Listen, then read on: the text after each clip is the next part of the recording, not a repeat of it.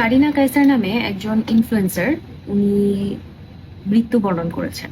ইন্না লিল্লাহি ওয়া ইন্না ইলাইহি রাজিউন। আমি জানতাম যে উনি অসুস্থ এবং আমি জানতাম যে উনি অনেক মকারির শিকার হচ্ছে। সো আমি ঠিক জানি না যে ঠিক কি কারণে উনি অনেক মকারির শিকার হয়েছে। যখন উনি অসুস্থ ছিল উনি সম্ভবত ফুচকা খেয়েছে, ড্রিঙ্ক করেছে, এইসব কারণে হচ্ছে সে হচ্ছে কি যে অসুস্থ হয়েছিল এবং এইগুলো হচ্ছে মানুষের লজিক যে এইসব করার কারণে সে অসুস্থ হয়েছে।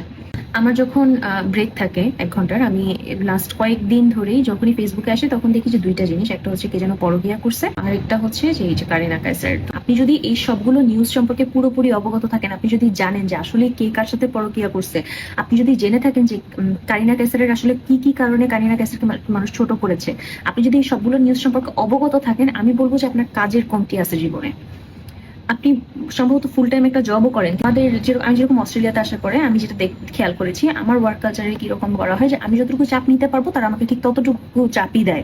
কিন্তু বাংলাদেশে হয় কি যে এত পরিমাণে কাজ দেয়, এত পরিমাণে আজাইরা প্রেশার দেয় যে কেউ কোনো কাজ আসলে করে না, সারাদিন নিজে কম্পিউটারটার সামনে বসে থাকে আর মোবাইল চালায় আর কি। ঠিক আছে, আপনি ফুল টাইম জবের পাশাপাশি আপনি তাহলে একটা বিজনেসও শুরু করেন, আপনি অনেক কিছু করতে পারবেন আপনার জীবনে। যদি আপনার জীবনে এত সময় থেকে থাকে যে আপনি সবগুলো নিউজ সম্পর্কে অবগত এবং আপনি এই ধরনের নেগেটিভ জিনিস শেয়ার দিচ্ছেন এবং ইন্টারনেটে স্প্রেড করতেছেন উইদাউট এনি অথেন্টিসিটি, তার মানে আপনার জীবনের সময় প্রচুর আছে এবং আপনার এই সময়গুলোকে ইউটিলাইজ করা উচিত। জীবনের একটা না একটা পর্যায়ে গিয়ে এই সময়টা ইউটিলাইজ না করার জন্য আপনি আফসোস করবেন। এবং একটা জিনিস চিন্তা করেন, একটা মানুষের কত রকম পোটেনশিয়ালস আছে, এই পোটেনশিয়ালস গুলোকে আপনি যদি ডিসকভার করতে চান তাহলে একটা মাত্র জিনিস দরকার হয়, সেটা হচ্ছে সময়।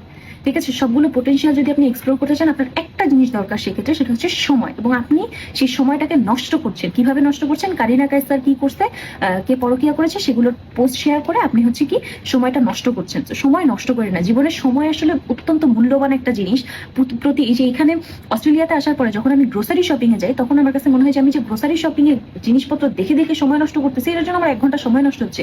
এই 1 ঘন্টা সময় দিয়ে আমি যদি কোনো একটা কিছুতে কাজে লাগাইতে পারতাম, অথবা আমি একটা শিফট করতাম, আমার $30 আসতো, তাই না, প্রত্যেক ঘন্টায়। আমি জাস্ট এই জিনিসটা অ্যাটলিস্ট অন্তত ইয়াং জেনারেশনের জন্য বলবো যে আপনারা মানে যারা ইয়াং আছেন, যাদের বয়স এখন পর্যন্ত 20 to 30 এই ফ্রেমের মধ্যে আছে, আপনি একটা স্কিল শেখেন, আপনি ডান্সিং শেখেন, আপনি ফিজিক্যাল অ্যাক্টিভিটি করেন, জিমে যান, মানে গান করেন, মানে অনেক কিছু নিজেকে আবিষ্কার করেন, নিজের পেছনে সময় দেন, একটা ভালো পডকাস্ট দেখেন, ইংলিশ ল্যাঙ্গুয়েজের একটা কোর্স করেন। কত কিছু করা যায়, কত কোর্স এখন ফ্রিতে পাওয়া যায়। ইউডেমিতে যান, কোর্সেরাতে যান, কত ফ্রিতে কত কোর্স করা যায়। আপনি যখন দেশের বাইরে আসবেন, আপনি যদি একজন ইয়াং মানুষ হন, আপনি অবশ্যই দেশের বাইরে আসবেন। এখন ইয়াং মানেই হচ্ছে দেশের বাইরে এখন চলে আসবে, যদি কোনো রকম ফাইন্যান্সিয়াল ব্যাকআপ থাকে অথবা ট্যালেন্ট থাকে, তারা চলেই আসবে। আপনি যখন দেশের বাইরে আসবেন, আপনি এই সময়টা, যেই সময়টা আপনি কারিনা কায়সার আর অন্য একটা মানুষের নামে খারাপ কথা বলে আপনি যে ভিডিওগুলো, যদি পারেন পজিটিভ কিছু বলেন। একটা মানুষ মারা গিয়েছে, তাদের সম্পর্কে যদি পজিটিভ কিছু বলার থাকে বলেন, কিন্তু নেগেটিভ কথা একটা মানুষের সম্পর্কে বললেন না। একটা মারা গিয়েছে একটা মানুষ, আপনারা যেই দেশের মানুষ, আপনারা প্রচন্ড ইসলাম নিয়ে অনেক বেশি আপনারা সচেতন, কোনো কিছু দেখলেই আপনাদের প্রথমেই যে জিনিসটা মাথায় আসে সেটা হচ্ছে ধর্ম। আর আপনারা এই ধরনের একটা মৃত মানুষকে নিয়ে আপনারা এই ধরনের কথা বলছেন। একটা শেয়ারও যখন আপনারা দিবেন, যে কোনো একটা জিনিস যখন আপনারা টাইম লাইনে শেয়ার দিবেন, প্লিজ জিনিসটা একটু জাস্টিফাই করেন যে এটা কি কোনো হেট স্পিচ, এটা কি কোনো একটা মানুষের এগেইনস্টে কথা বলা হচ্ছে, এটা কি কোনো রকম নেগেটিভ কোনো ইনফ্লুয়েন্স এই সোসাইটিটাতে ক্রিয়েট করতে পারে। আমাদের সোসাইটিটা কিন্তু প্রচন্ড নেগেটিভিটিতে ভরা, বাংলা সোসাইটিতে। আমি একজন বাংলাদেশি, আমি কিন্তু এখনো পর্যন্ত বাংলাদেশি সোসাইটিতেই বিলং করি। আমার পুরো সোশ্যাল মিডিয়া বাংলাদেশি সোসাইটিতেই বিলং করে, আমার প্রত্যেকটা ফ্রেন্ডই বেশিরভাগই হচ্ছে বাংলাদেশি ফ্রেন্ড। তো আমার সোসাইটিটার একটা বিশাল পার্ট কিন্তু এখন বাংলাদেশ, এবং আমি সেখানে দেখতে পাই প্রচন্ড নেগেটিভিটি। এই সমাজে আর এক্সট্রা কোনো নেগেটিভিটির দরকার নেই, বিশ্বাস করুন। এবং এই নেগেটিভিটি গুলো আপনার পুরো ব্রেইনকে ঘিরে রাখে। পজিটিভ জিনিস একটা মানুষের ব্রেইনে 15% পর্যন্ত এফেক্ট করে, কিন্তু একটা নেগেটিভ জিনিস একটা মানুষের ব্রেইনে 30% পর্যন্ত এফেক্ট করে। ঠিক আছে, তো এই জিনিসগুলো একটু রিসার্চ করেন, জানেন জিনিসগুলো সম্পর্কে। একটা মানুষের ব্রেইনের পুরো ওয়্যার খারাপ হয়ে যেতে পারে জাস্ট বিকজ সে বাংলাদেশে থাকে। এতটা পরিমাণে খারাপ অবস্থা আমাদের দেশের, এবং মানে দেশ থেকে বের হলে আরো বেশি ভালো বোঝা যায় যে কতটা খারাপ অবস্থা, কতটা মেন্টালি আমরা স্ট্রেসে থাকি সারাদিন সারা রাত বাংলাদেশে। সেখানে আপনি কেন একটা নেগেটিভ জিনিসে মানে 1% কন্ট্রিবিউট করবেন? আমাদের সমাজে প্রচন্ড ভালোবাসা দরকার, প্রচন্ড আমাদের হেট্রেট থেকে, নেগেটিভিটি থেকে আমাদের বাংলাদেশে অনেক বেশি পজিটিভিটি দরকার।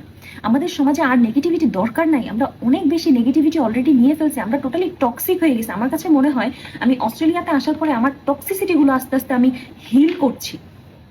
পরিবেশ বলেন, মানুষ বলেন, মানে হাইজিন বলেন, সবকিছু থেকে আমি রিকভার করছি। আমার কাছে এরকম ফিল হয় মাঝে মাঝে অস্ট্রেলিয়াতে, মনে হয় যে আমি ডিটক্সিফিকেশন হচ্ছে আমার বডিতে।